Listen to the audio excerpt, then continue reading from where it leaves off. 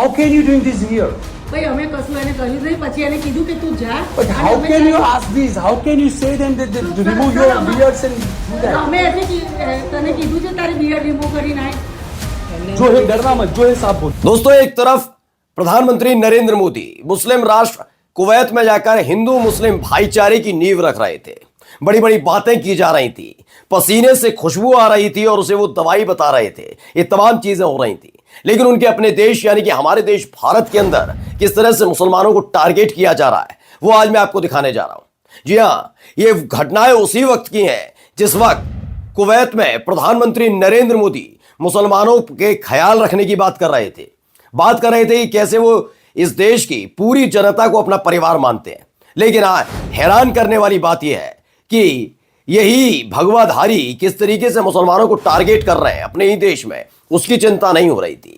यह खबर मैं आपको दिखाऊंगा, एक एक खबर, और यह भी दिखाऊंगा कि कैसे एक मुस्लिम बच्ची ने इतिहास रचा तो उसके बाद अंधभक्तों की जमात के सीने पर सांप लूटने लगे। एक एक खबर दिखाने जा रहा हूं, वीडियो के आखिर तक बने रहिएगा। नमस्कार, मैं हूं प्रज्वल गौतम और आप देख रहे हैं the live TV. The live TV, सच सबसे आगे।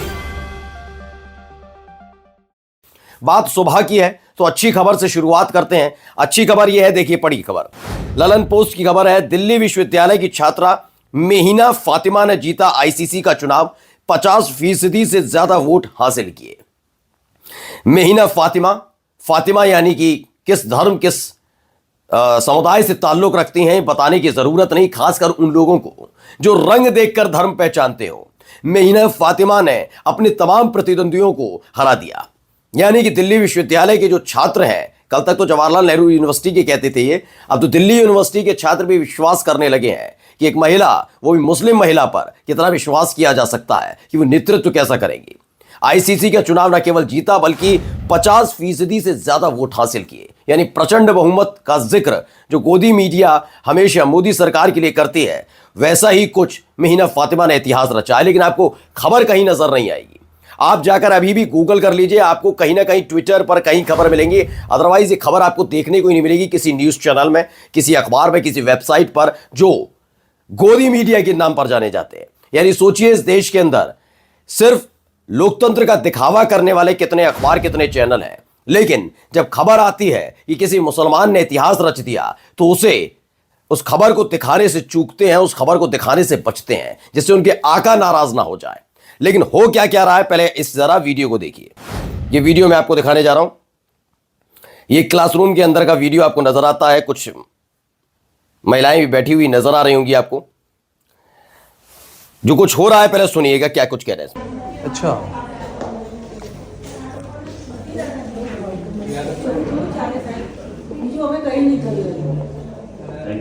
जी अस्सलाम वालेकुम।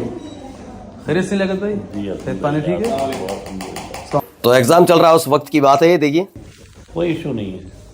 तो रोका था दाढ़ी के लिए क्या? अरे भैया, जो था कौन है मुझे नहीं पता, हाँ। लेकिन इसको लड़के को आया नहीं तो इतनी बियत क्यों कराए तूने?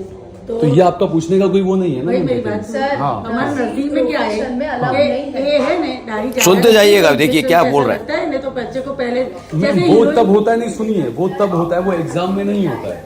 मेरी बात आप सुनिए, वो एग्जाम में नहीं होता है। जब जो आपको भी जॉब वॉब पे रखना हो तब आपको सवाल कर सकते हैं। एग्जाम में किसी भी नहीं, एग्जाम में किसी रूल्स में नहीं है।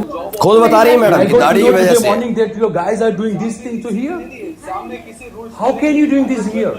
ભાઈ અમે કશું એને કહ્યું નહીં, પછી એને કીધું કે તું જા. But how can you ask this? How can you say them that to remove your beards and do that? અમે એટલે તને चलिए इस खबर को मैं थोड़ा बता देता हूं, खबर है क्या।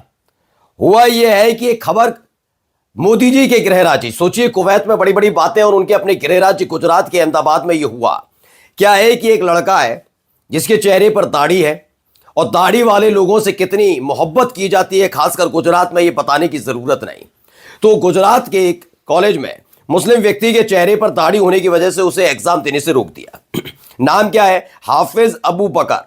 ये नर्सिंग का एग्जाम देने पहुंचे थे, लेकिन वहां जो एग्जामिनर थे उन्होंने जैसे ही चेहरे पर दाढ़ी देखी, पहचान गए मुसलमान, नाम पूछा तो बताया हाफिज अबू, तो वैसे ही अबू बकर को वहां पर रोक लिया गया। बताया है, देखिए खबर लिखी भी है, हाफिज अबू बकर GNM नर्सिंग की परीक्षा दे रहे। गुजरात विश्वविद्यालय द्वारा आयोजित की जा रही इस परीक्षा का केंद्र अहमदाबाद का LG अस्पताल था। अबू बकर का आरोप है कि जब वो परीक्षा कक्ष में जा रहे थे तो उन्हें कक्ष के बाहर ही रोक दिया गया और परीक्षा में बैठने से पहले दाढ़ी मुंडवाने को कहा गया। अब आप कहेंगे कि ये तो भाई आरोप है, लेकिन मैंने आपको वीडियो दिखा दिया। जो जर्नलिस्ट वहां पर वीडियो बना रहे थे उन्होंने अंदर जाकर जब महिला से सवाल किया जो एग्जामिनर के तौर पर वहां बैठी हुई थी, उन्होंने साफ साफ लफ्जों में कहा कि हाँ दाढ़ी को लेकर दिक्कत थी, जिस पर वहां से दिल्ली से आए एक पत्रकार ने जमकर लताड़ भी लगाई है। तो सोचिए, एक तरफ कुवैत में बड़ी बड़ी बातें करेंगे, मेहिना फातिमा जैसी जो मुस्लिम महिला है उन्हीं की तरह कहीं अबू बकर या हाफिज अबू बकर कहीं बेहतरीन प्रदर्शन ना कर दे तो उसे रोकने के लिए बहाने बनाए जाएंगे। ये इसी देश के अंदर हो रहा है और कहीं और नहीं, गुजरात में जो बहुत बड़ा मॉडल के तौर पर 2014 में आया था। और देखिए किस तरह से मुसलमानों के साथ वहां पर बर्ताव किया जाता है, ये सामने आया। एक और खबर मैं आपको दिखाने जा रहा हूं, वो खबर देखिए। इस वीडियो को देखते जाइए कि सर पर टोपी है, समझ गए होंगे कौन है एक शख्स, और दूसरे जो सामने हाथ में कलावा, भगवा रंग का गमछा, उंगली दिखा दिखा कर बात कर रहा थी कि बात करने का लहजा भी बता रहा होगा आपको। पहले देखते जाइए। देखो, अभी आप कुछ अलग बोल रहे हैं। ये कौन लोग हैं मैं बताता हूं। ये मैं पहले तो इन लोगों को हमेशा एक लंपट ही कहता हूं। लंपट ही कहता हूं इसलिए क्योंकि इन पर कोई काम धंधा नहीं है, इन्हें कोई फर्क नहीं पड़ता। इनको फर्क ये पड़ता है बस मुसलमान कुछ ना करे, मुसलमान के हक को कैसे लीला जाए उसके लिए एक काम करते हैं। पहले देखते जाइए, सुनिए क्या कुछ कह रहा है। मस्जिद और मदरसा दोनों लिखा हुआ है। अब हिंदू में तो चेहरे पर दाढ़ी, सर पर टोपी, यानी मुसलमान है, और दूसरा व्यक्ति कौन है आप समझ रखते हो, तेवर देखकर समझिए। और सोचिए, पुलिस वाला वहां सामने खड़े होकर संविधान की धज्जियां उड़ते हुए देख रहा है। बहुत महत्वपूर्ण बात है, देखिए। आप करो नमाज, हमें आपके से मतलब नहीं है।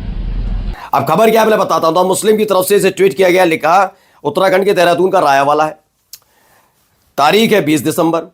हुआ यह कि बजरंग दल के नेता नरेश उनियाल ने एक मौलाना को परेशान किया, उनसे प्रवासी श्रमिकों और व्यापारियों को मस्जिद में नमाज पढ़ने की अनुमति देने के लिए सवाल किया कि आप आखिरकार जो बाहर से मजदूर आ रहे हैं और व्यापारी आ रहे हैं, सोचिए व्यापारी और जो मजदूर आते हैं, उन्हें क्यों आप अपनी मस्जिद में नमाज अता करने देते हैं। अब यह भी ये तय करेंगे कि आधार कार्ड देखकर नमाज अता करवाई जाएगी। उन्होंने मौलाना पर स्थानीय हिंदू समुदाय से मदरसे के भीतर मस्जिद की मौजूदगी को छिपाने के लिए अरबी नाम के बोर्ड का इस्तेमाल करने का भी आरोप लगाया। बजरंग दल के सदस्यों द्वारा टकराव एक निर्माणाधीन इमारत में बछड़े का सिर मिलने के बाद हुआ। पुलिस के मुताबिक सिर एक दफन बछड़े का था जिसे आवारा कुत्तों ने खोद कर निकाला था, पुलिस के मुताबिक। लेकिन मैंने कहा ना, इस देश के अंदर अगर एक दंपत्ति, एक परिवार अपना घर छोड़कर दूसरी जगह घर बनाता है और पुराने वाले घर में जो उनका एक मंदिर होता है उस पर ताला लगा देता है, तो जिम्मेदारी मुसलमानों की होती है कि मुसलमानों की वजह से वो परिवार घर छोड़कर गया और मुसलमानों ने उस मंदिर पर कब्जा कर लिया। मैं संभल की बात कर रहा हूं, जहां जहां बावड़ी मिल रही है, मंदिर मिल रहे हैं, वहां वहां सारे के सारे मंदिरों पर मुसलमानों ने कब्जा कर रखा है। इस तरह की खबरें उड़ाई गई, जबकि साफ साफ निकल कर आ रहा है कि वहां के खुद के जिसका मालिकाना हक उस पर है। तो वहां पर हुआ क्या, वो सब बता रहे नहीं, वो तो हम खुद ही बंद करके चले गए, चाबी आज भी हमारे पास है। लेकिन नहीं, इनको हिंदू मुसलमान करना है। अब पुलिस बता रही है कि एक बछड़े का जो सिर मिला, वो बछड़े का सिर किसी और ने नहीं बल्कि कुत्तों ने खोद कर निकाल दिया था। लेकिन नहीं, इन्हें मुसलमानों को टारगेट करने का एक साधन चाहिए। तो यहां पर भी एक तमाशा किया गया। मैं कहता हूं ऐसे लंपट सड़क पर उतर आए और इस छोटी सी बात पर, जिस पर पुलिस कह रही है कि कुत्तों ने खोद कर बछड़े का सर निकाला, लेकिन वो मुसलमानों पर आरोप लगाने से पीछे नहीं हटे। पुलिस वाले भी हाथ बांधकर इसलिए खड़े रहे क्योंकि वो जानते हैं कि उत्तराखंड में बीजेपी की सरकार तो है ही है, बजरंग दल पर भी सत्ताधारियों का हाथ है। मुसलमानों का क्या, मुसलमानों की किस्मत तो मैं तो 2014 के बाद इसी तरह लताड़ खाना लिखा है। जानते हैं अगर कार्रवाई की गई बजरंग दल के इस कार्यकर्ता पर तो दूसरे ही दिन फोन आ जाएगा, इसलिए पुलिस वाले भी हाथ हमें खड़े रहे कि सुनते रहो जो प्रवचन ये दे रहा है। एक और खबर दिखाने जा रहा हूं, पहले खबर पढ़िएगा। ये द वायर की खबर है। आप सब जानते हैं दिल्ली में अगले साल चुनाव होने हैं और इस चुनाव के ऐलान से पहले क्या कुछ हो रहा है, कितनी घबराए हुए हैं लोग। देखिए, दिल्ली चुनाव के बीच विश्व हिंदू परिषद का अभियान, राजधानी में 50,000 त्रिशूल बांटने का लक्ष्य रखा गया है। द वायर की खबर है। चुनावों के दौरान विश्व हिंदू परिषद दिल्ली में ऐसे 200 से ज्यादा समारोह आयोजित कर रहा है जिसके तहत 50,000 से ज्यादा त्रिशूल बांटे जाने हैं। दिल्ली में आखिरी बार त्रिशूल बांटने का अभियान 1 दशक पहले चलाया गया था और एक बार फिर से वही किया जा रहा है। सवाल यह है कि इन त्रिशूल का क्या होना है, किस आधार पर ये बांटे जा रहे हैं, कौन सी ऐसी विपदा आन पड़ी है कि जिसकी वजह से त्रिशूल बांटे जा रहे हैं। ये तमाम चीजों पर नजर बनानी बहुत जरूरी है। नमस्कार। द लाइव टीवी, सच सबसे आगे।